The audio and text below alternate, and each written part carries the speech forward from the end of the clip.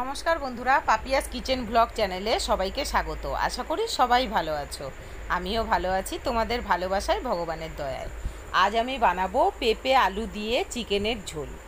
একদম সাদামাটা ঝোল বানাবো। আমি কিভাবে বানিয়েছি দেখো। অনেক সময় কি তেল মশলা খেতে খেতে মুখে একটা কিরম অরুচি হয়, ভালো লাগে না। তাই জন্য আজকে আমি এই চিকেনটা বানিয়েছি। খেতে ভালো হয়েছে, তাই তোমাদের সাথে ভিডিওটা শেয়ার করলাম। প্রথমে কড়াইতে তেল দিয়ে দেবো। তেল গরম হলে চিকেনটা দিয়ে দেবো। দিয়ে একটু নাড়াচাড়া করব, কিন্তু কড়াইতে লেগে যাচ্ছিলো বলে আমি নাড়াচাড়া করলাম না। তারপরে কি করলাম, গ্যাসটাকে কমিয়ে দিলাম, দিয়ে একটা থালা দিয়ে চাপা দিয়ে দিলাম 10 থেকে 15 মিনিট মতন। একদম চাপা রইল। ব্যাস, এবার আমি যখন চাপাটা খুললাম, থালাটা নামিয়ে দিলাম, তখন দেখলাম চিকেনের থেকে কিছুটা জল বেরিয়েছে। এই যে দেখো, তোমরা দেখতেই পাচ্ছ, এই দেখো কতটা জল বেরিয়েছে, চিকেনটা আর লেগেও যাচ্ছে না। এবার কি করতে হবে, এই জলটাকে নাড়াচাড়া করে শুকিয়ে নিতে হবে, একটু আগুনটা বাড়িয়ে দিতে হবে। যখন এই জলটা কমে এই যে পুরো তেলটা ছেড়ে দেবে, তখন ওর মধ্যে কেটে রাখা পেঁয়াজ, আলু, পেঁপে, কাঁচা লঙ্কা গোটা সব দিয়ে দেবো। দিয়ে একটু নুন আর একটু হলুদ দেবো, দিয়ে নাড়াচাড়া করে নেব। এই যে দেখো, আমি নাড়াচাড়া করছি। যেহেতু আমি আজকে এক হাতে ক্যামেরা ধরেছিলাম ফোনটা, ওই জন্য ভালোভাবে নাড়াচাড়াটাও করতে পারছিলাম না।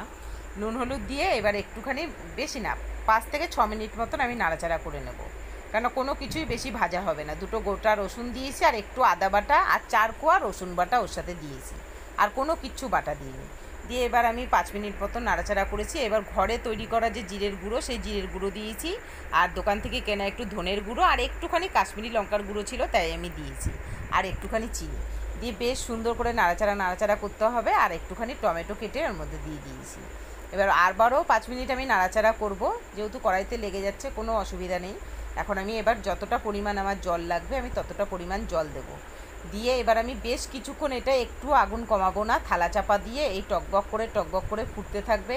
এই ঝোলের রান্নায় হচ্ছে খুব সুন্দরভাবে ফুটবে, গপ গপ করে যত ফুটবে, তত এই যে চিকেন আমরা যে স্যুপ করি, সেই স্যুপের মতন এই মাংসের যে গায়ের যে একটা সুন্দর গন্ধ, বা সুন্দর যে পেঁয়াজ রসুনের সাথে মিশে যে একটা সুন্দর গন্ধ হয়, সেটা পুরো ঝোলের মধ্যে পেঁপের সাথে আলুর সাথে পুরো ছড়িয়ে যাবে।